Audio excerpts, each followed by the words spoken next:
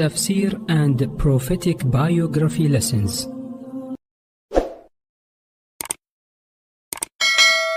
You've definitely seen this before, right?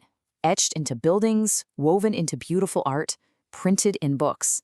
It's one of the most recognizable phrases on the planet. But what does it really mean?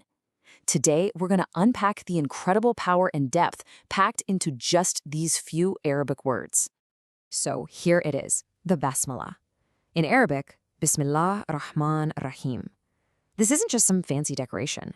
It's the opening line for almost every single chapter of the Qur'an. And for over 1 billion people, it's something they say every day.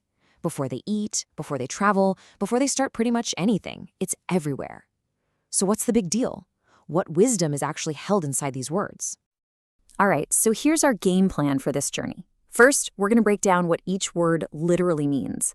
Then we'll dive into the deeper wisdom behind why it's so important. We'll even get into a really fascinating scholarly debate it's sparked over the centuries. And finally, we'll see how some people view it as, believe it or not, the essence of all divine law. Okay, first things first, let's break this thing down.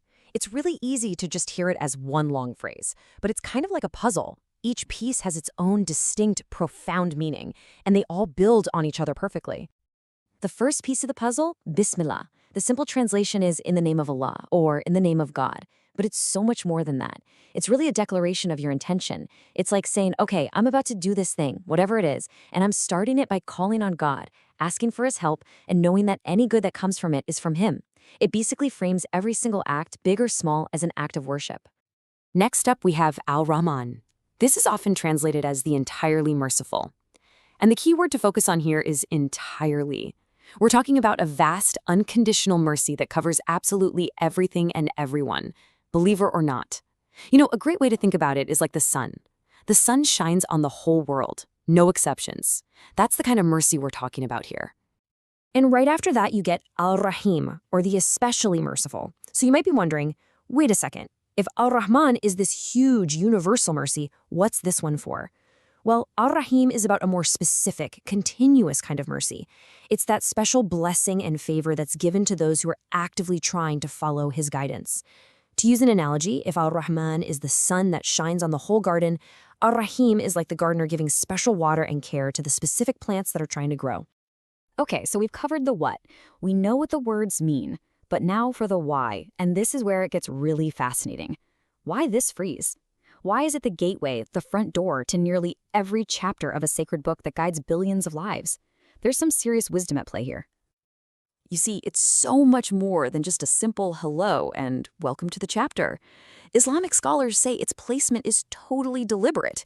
They describe it as being like a multifunctional key that unlocks the entire text that follows it.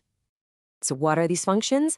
Well, for starters, it acts like a stamp of authenticity. It's like it's saying, pay attention, what you're about to read is divine truth. At the same time, it's a promise of God's grace and guidance to you, the reader. It's also a practical model for how to live, teaching you to start every action by seeking divine help. And historically, it was really important because it created a clean break from pre-Islamic traditions of starting things in the names of various idols or tribal leaders. But you know, beyond all the deep spiritual wisdom, this little phrase has also been at the center of a very intense, very old intellectual debate. For centuries, scholars have been discussing its exact technical place within the holy text. And here it is, the central question. Is the basmalah an actual verse, an ayah, of every chapter that it comes before? Now, that might sound like a tiny detail, but in a tradition where every single word is considered sacred, oh yeah, it's a hugely important question. The answer has real implications for theology and even for daily prayer. Let's just take a quick peek at one major viewpoint. Scholars from the Maliki and Hanafi legal schools, for example, argue that it's not a verse of the opening chapter Al-Fatihah, or the others. And part of their evidence is a report from Anas, who was a close companion of the Prophet Muhammad. He noted that he never heard the Prophet reciting the basmalah out loud during prayer. Now, this is just one side of a really complex debate, but it just goes to show you the incredible level of detail and care that went into this. But, okay, let's step away from the legal discussions for a second, because there's another interpretation of the basmalah that takes it to a whole other level. Some scholars have looked at this short phrase and have seen, well, nothing less than the summary of the entire faith. Get this, the statement from these scholars is, the basmalah contains all of the law. How is that even possible? Well, their reasoning is actually pretty profound.